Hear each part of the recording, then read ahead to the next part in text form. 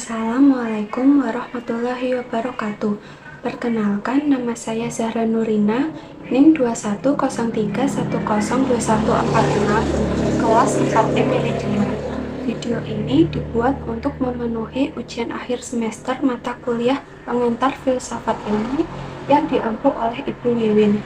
Video ini berisi tentang definisi atau hakikat atau pengertian dari setiap unsur filsafat ilmu.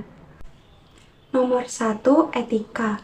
Etika adalah studi tentang prinsip-prinsip atau nilai-nilai yang mengatur perilaku manusia, baik dalam interaksi dengan orang lain maupun dalam pengambilan keputusan yang melibatkan pertimbangan moral dengan standar yang diterima secara sosial.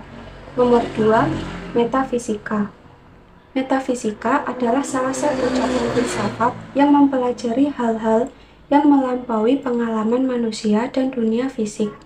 Metafisika membahas pertanyaan-pertanyaan mendasar tentang hakikat keberadaan, sifat dasar realitas, hubungan antara pikiran dan materi, dan konsep-konsep abstrak seperti waktu, ruang, dan kausalitas. Nomor 3. Estetika. Estetika dalam filsafat adalah cabang filsafat yang mempelajari tentang keindahan dan pengalaman estetis dalam konteks yang lebih luas. Estetika filsafat lebih difokuskan pada pertanyaan-pertanyaan seperti apa itu keindahan, apa yang membuat suatu karya seni menjadi indah, dan bagaimana seni mempengaruhi kita sebagai manusia. Nomor 4. Logika. Logika adalah cabang filsafat yang mempelajari alasan, argumentasi, dan analisis logis bagaimana kita bisa mencapai keyakinan yang rasional.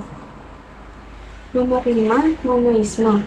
Monoisme adalah pandangan dalam filsafat yang menganggap bahwa hanya ada satu substansi atau entitas dasar yang menjadi dasar dari segalanya. Dalam pandangan monoisme, substansi tunggal ini dianggap menjadi akar dari semua hal yang ada di alam semesta. Nomor 6. Dualisme.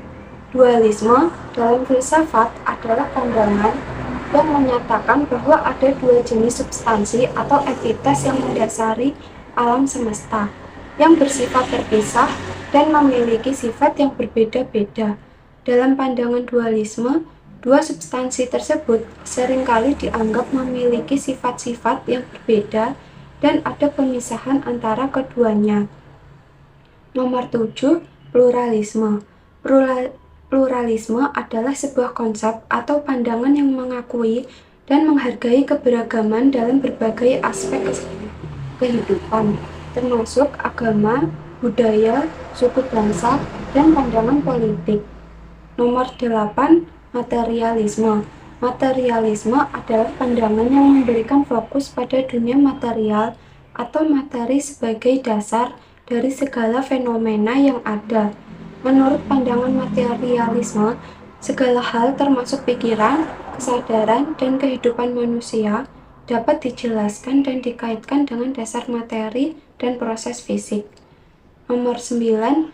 Determinisme. Determinisme adalah pandangan yang menyatakan bahwa setiap peristiwa atau tindakan yang terjadi di alam semesta ditentukan oleh sebab-sebab sebelumnya yang dapat dijelaskan secara sebab akibat.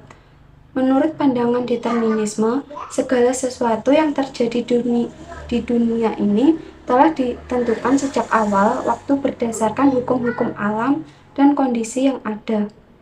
Nomor 10. Naturalisme. Naturalisme adalah pandangan yang menganggap bahwa alam semesta beroperasi hanya dengan hukum-hukum alam dan tidak ada campur tangan supernatural atau kekuatan ilahi. Menurut pandangan naturalisme, semua fenomena dan kejadian dalam alam semesta dapat dijelaskan secara ilmiah dan tidak ada yang terjadi karena adanya kekuatan atau entitas non-fisik. Nomor 11. Spiritualisme. Spiritualisme adalah pandangan atau keyakinan bahwa ada keberadaan roh atau entitas spiritual yang terpisah dari tubuh fisik dan dapat berinteraksi dengan dunia fisik. Menurut pandangan ini, kehidupan manusia tidak hanya terbatas pada dimensi fisik, tetapi juga melibatkan aspek spiritual yang mempengaruhi dan membentuk pengalaman hidup seseorang. Nomor 12, hedonisme. Hedonisme adalah pandangan filsafat yang menganggap bahwa kesenangan atau kebahagiaan adalah tujuan tertinggi dalam hidup. Menurut pandangan hedonisme, individu harus mencari kesenangan dan menghindari penderitaan sebanyak mungkin. Nomor 13, utilitarisme. Utilitarisme adalah pandangan yang mengutamakan prinsip-prinsip utilitas atau kemanfaatan dalam menentukan apakah suatu tindakan dianggap baik atau buruk. Nomor 14, filsafat barat. Filsafat barat adalah tradisi pemikiran yang berasal dari Eropa dan Amerika Utara, yang melibatkan berbagai aliran pemikiran dan teori yang telah berkembang selama berabad-abad di dunia barat. Nomor 15, filsafat ilmu. Filsafat ilmu adalah cabang filsafat yang mendasarkan pemikirannya pada ajaran agama Islam.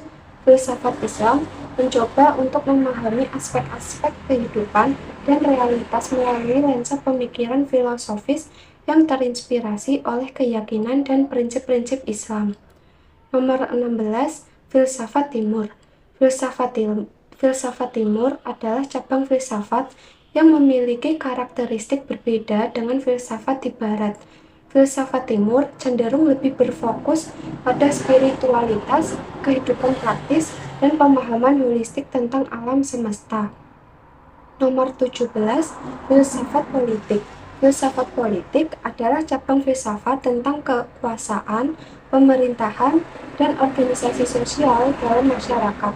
Filsafat politik mencoba untuk memahami prinsip-prinsip dasar yang mengatur hubungan antara individu, masyarakat, dan negara.